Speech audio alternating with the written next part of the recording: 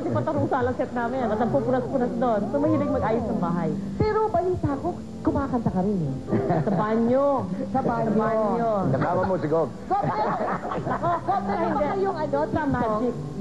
Sa magic. Ako kumakanta. Oo nga, nagmamagic na si Gob eh. Siguro naman. Ano yung paborito mong kanta sa kanya? Panahon natin, Mel and Jay, yung mga Carpenters na. Can we have a sample of that song? What song is that? Paano ba yun? Talagang para sa kanya, ha? Okay. Day after day, I must face the world of well, I don't wait on. Sabayin mo ko, Jay. I'm not that strong. It's nice to know that there's someone I can turn to who will always care. You're always there. When there's no getting over that rainbow. When I'm all of the dreams won't come true. I can take all the lessons the world has to give, but I won't last a day without you. Sarap nun, Gob. I won't last a day without you. Talagang, alam mo, kumakanta lang ako sa banyo. At medyo pag nauudyok sa programang Mel and Jay. Sabi nga nila sa showbiz, got talaga. Happy anniversary. That's good. That's the girls naman. Thank you, Butch. Hey, reply or response. Nako. Siguro isang bagay lang na ang totoo'y matagal ko na rin gustong bigkasin sa kanya at ngayon ko nasabihin sa programa ninyo. Hindi ko pa naaabot at naaarok ang lalim at ang lawak ng pagmamahal ko sa kanya. I'm still in my journey, seeking the depth and the breadth of my love for her. Ibig sabihin niya, ibig sabihin on the best is yet to come. The best is yet to come. And that goes for Mel and Jay. Ang gusto ko malaman, after 4 years here on GMA, where you belong, yun pa rin ba slogan? Kasi nung 1978 ka sa GMA, no, where I belong eh. Yun hanggang ngayon, di ba? Anyway, anong secret or formula ng success ng durability ng Mel and Jay? Una-muna, no? So if you're talking of the program, no? We have been blessed with very good staff, no? And supportive management. 14 years, no? Yes. Talaga, kahit sa kabila ang gagaling ng staff namin, sa GMA, naku, magagaling din ang staff namin. And of course, yung aming pagtsatsaga sa isa't isa. It's not easy, Loren. Sino mas nagtsatsaga sa inyo? Palagay ko saluhan. Saluhan na. Pagka ako yung may topak, no? Titisin niya ako. Tinamol? Tinotopak din ko. May topak lahat. Tinamol, hindi lang ako. Lahat naman tinotopak. Pag tinopak yan, titisin ko. Gawin lang naman ang gawin. Saan napunta yung talakayan. But we're happy that to have you both again. After 7 years, I know you're busy kayong pareho. Talagang, it's always a pleasure, no? Parang wala tayong mga kamerang kaharap, eh, no? Talagang, parang walang mga nagpapalakpakan dyan sa West Hill, no? Maraming salamat. We really appreciate it. More years ahead. Thank you. Congratulations. We're very proud of you. Good health and happiness to you and to your whole staff. Thank you very much. And thank you very much. Thank you. Magpapatuloy po, partner.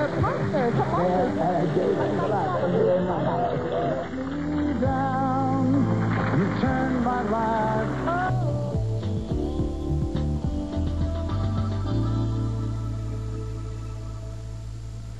Good evening.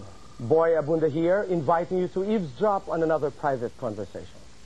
Tonight, I talk to probably today's toughest talking columnist on print and radio. TULFO has no fear speaking his mind. He even writes like he speaks. He's straight to the point, never mind who's hurt or offended. You either love him or you hate him. People may hate him for statements like treachery is a moral second nature, or military intelligence is a misnomer, it should be military idiocy. But for the people who love him, he is a champion for the abused, bravely exposing irregularities and injustice. He even had an award-winning public service program, Isumbong Mo Kay TULFO, on Channel 9.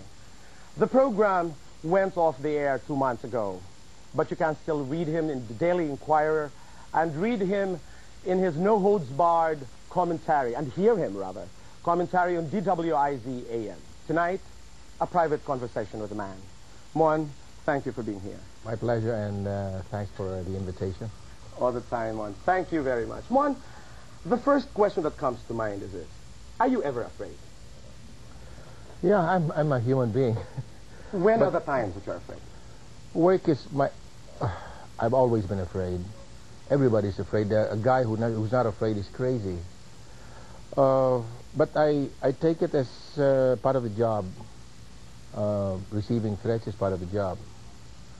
And I've always been afraid, as they say, matagal na akong takot. Afraid of threats, of death, of people? Of death. You're afraid of death? Yes, of course. You are? Somebody who, a guy who says he's not afraid of he's not afraid to die is lying. Well, he's crazy. What was your closest brush with death? A couple of years ago, a general in the constabulary ordered his men to go after me. He ordered his best men to shoot me down because I was hitting him left and right and his organization. I learned about it from the guys inside. Some of whom he ordered to eliminate me. I was able to take evasive action. Okay, and how did it end? Nagkapatawaran ba? Nagkausap ba kayo? No, I you never fixed that? I never fixed that. I never went to him to ask forgiveness. There was nothing to ask forgiveness for. I went straight to the PC chief at the time. And that sort of solved the problem? That solved the problem because my editors also backed me up. Okay. Take us back to the early years of your childhood. How was it like, Mon? The quickest memories that enter your mind? I was raised in a military manner. I'm the eldest of 10 children, and my dad expected me to follow in his footsteps because he was in the military. I dreamt of becoming a military man. All my waking hours when I was a kid was geared towards becoming a military man. What happened? I failed in the exams for the entrance examinations for the PMA. Okay. I took it 3 times. I failed 3 times. I'm very... One thing that I like about her too is her capacity to find beauty in the simplest things. You know, for example, maybe a majestic tree or a dewdrop on a leaf or something like that. Julie as a friend is romance. Julie is music. She's poetry. She's a gem. She's a treasure. She is a true, alive, and a very rare friend. Friday night, and it's time to be friendly. So where do we talk about friends but at Friends Bar? As for those people who call themselves my friends, bayaan mo sila. With friends like those. Anyway, we are zeroing in on friendship tonight, specifically platonic friendship. I don't think that's possible. But our guests tonight will tell us that it's very possible and it's very real and it's very true.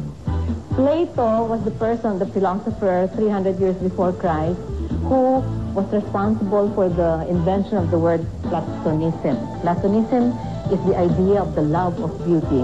And when it evolves from the love of an individual to a contemplation of that individual, you have platonic love, meaning there's no sex involved. I know most of you think that when we talk about love here, we inevitably talk about sex. Tonight, no sex, no touch, because it's all about platonic friendship. And here's a sample of how some couples on the face of this earth say that it's possible and doable. They are indeed the best of friends, buddies who over the years have learned to lean on each other in hard times and in good times. They are so close that any suspecting individual would raise an eyebrow, questioning the purity of their relationship.